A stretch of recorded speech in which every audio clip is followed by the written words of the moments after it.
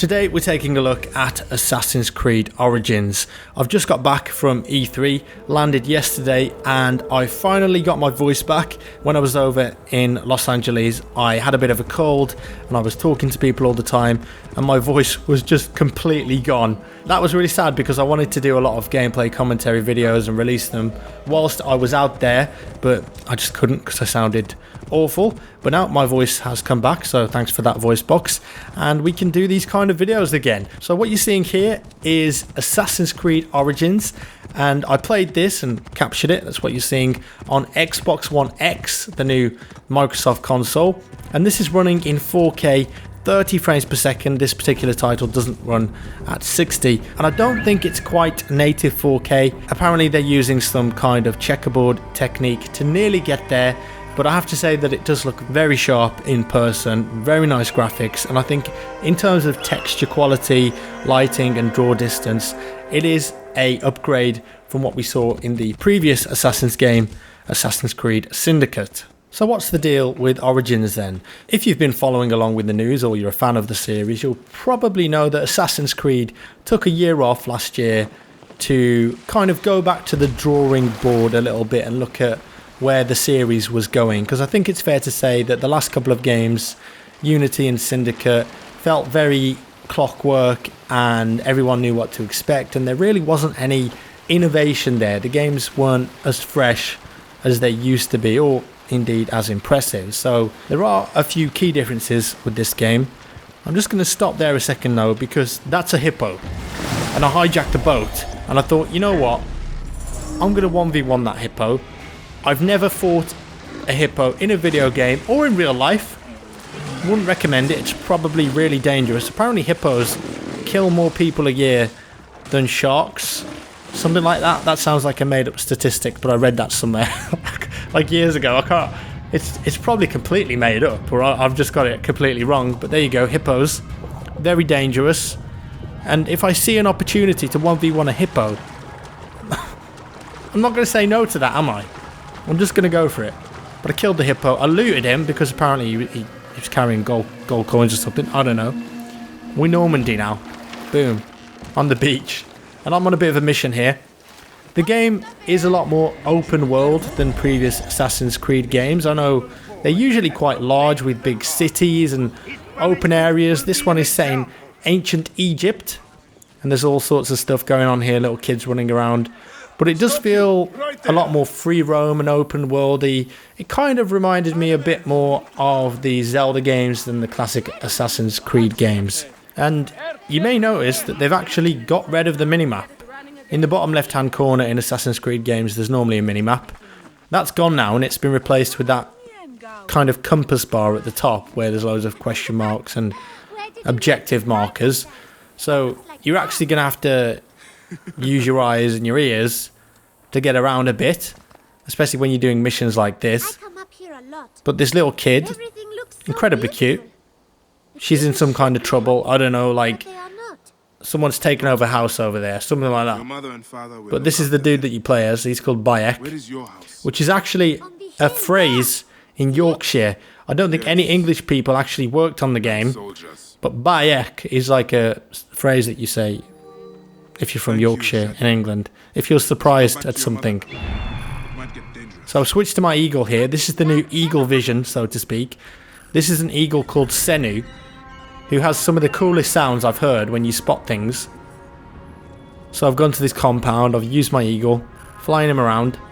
Him? Is it a him or a her? I don't know. It's an eagle, whatever. Spotted some enemies.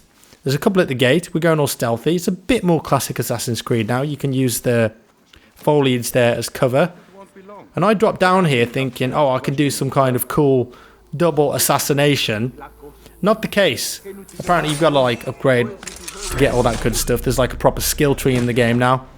And if you want to kind of focus on your hidden blade, which you can do, you'll be able to one-shot even like the baddest of enemies further down the line. But it's not something that you just automatically get. You can't just one button assassinate all of the enemies or bosses in the game anymore because of this new skill tree system. And you can kind of go into melee, stealth or ranged or a bit of everything. The combat has completely changed as well, but we will get onto that later because I've got some footage of the Gladiator Arena. It's kind of like a new component in the game where you fight waves of enemies, because the combat has actually improved massively over the previous Assassin's Creed games. But if you come up against a guy like this just on his own, that's an easy hidden blade kill. Climb up here. They've actually changed the free running to the A button now as well. It used to be right trigger, I think, but it's now on A. Missed the assassination on that dude, but we climbed up anyway. Boom. Shanked him in the neck. So you may have seen in that previous fight when I was talking, you do have ranged weapons now as well. There have been ranged weapons in Assassin's Creed before, like little pistols and rifles or whatever. But this dude has a bow and arrow. And I think you can change it out as well. There's all sorts of like ranged weapons, like spears you can use. You can upgrade the bow and arrow so you can fire like 3 or 5 arrows at once as well. So you can be like that scene in Wonder Woman.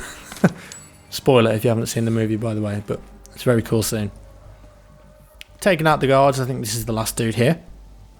I was looking for like an assassinate jump down thing there, but maybe I was too far away, but we got him anyway. Headed to the house. There's the objective. It's like a note on the ground. Turns out that the little girl has gone to try and deal with the problem herself. But she's like 6. Come on, kid. What are you doing? So we've got to go chase after her and find her. Some parkour here. I thought I'd throw this in. Parkour! Just so you kind of know what it looks like. It's just, you know, it's classic Assassin's Creed, really. And I saw this dude on a horse. He's an enemy. Not having that. Get off that horse. The horse just runs off as well. I didn't even take it. But you can ride camels as well. Of course you can. It's Egypt. There's elephants in the game too as well, I think. And I'm assuming that you can ride the elephants, because if you can't, then that's a massive missed opportunity. It's an elephant. Of course you want to ride it and just charge into battle with it. But we're heading over to another compound here. And I wanted to do this real sneaky beaky like. Get in the long grass. Velociraptor style. This guy's done for. I think we just kind of like grab him out of the bushes.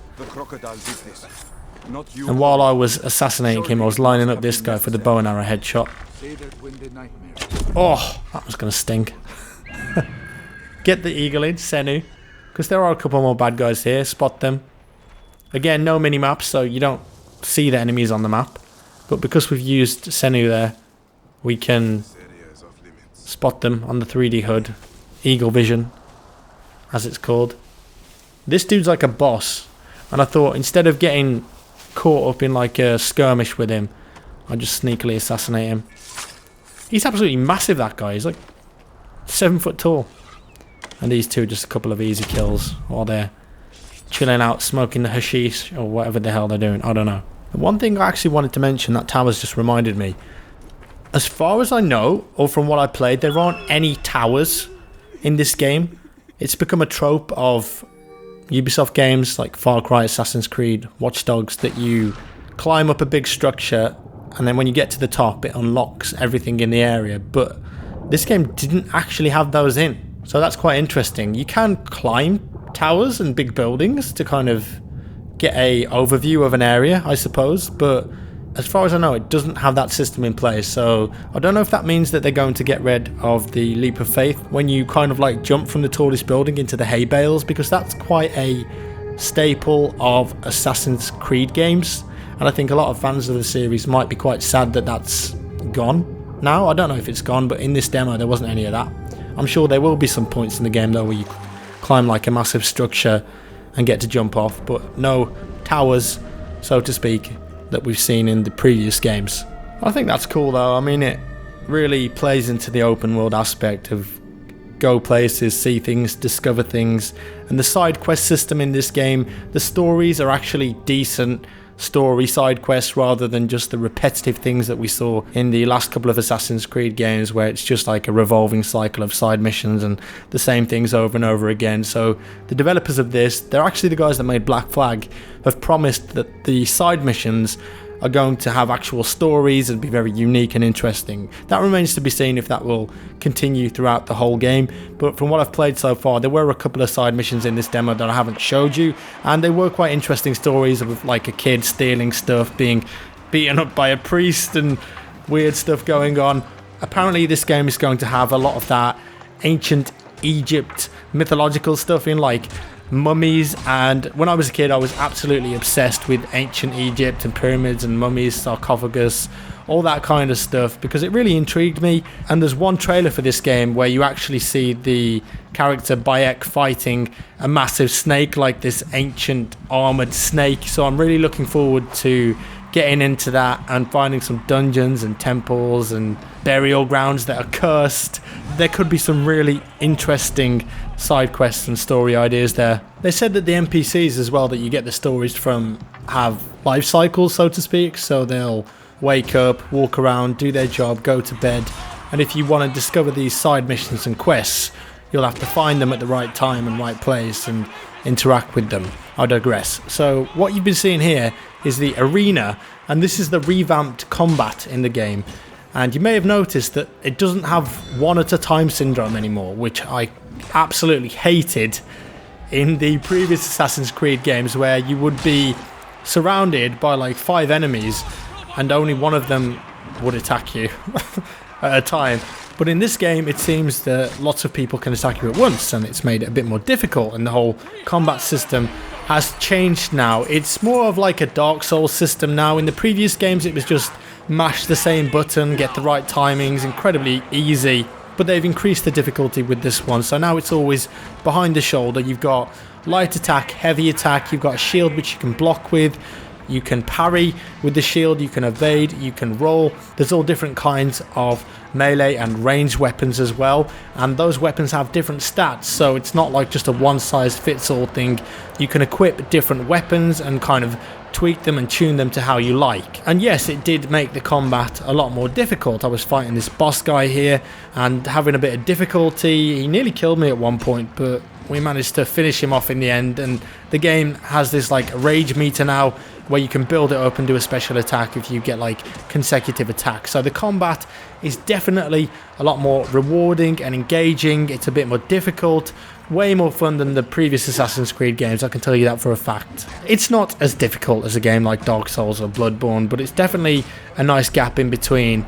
It's probably the biggest change that I noticed in this new game. And I think I've about covered everything there from the demo that I played. It was about 40 minutes or something like that. Story mission, couple of side quests, and then this arena at the end. I enjoyed it. I have to say, it was quite refreshing to play a much more open world version of Assassin's Creed. The only thing that I haven't really mentioned is the wildlife. It's going to have kind of like a Far Cry wildlife system where there's all sorts of stuff roaming around and you can hunt it and loot it. I think it's even got crafting in the game as well, but don't quote me on that one. So overall, in this little demo that I played, I had fun with the new Assassin's Creed. It didn't feel like it was holding my hand as much as the previous games. Like I said though, I hope that they can retain this level of quality and the free roam open nature throughout the whole game, because if they do, then I think they're onto a winner here.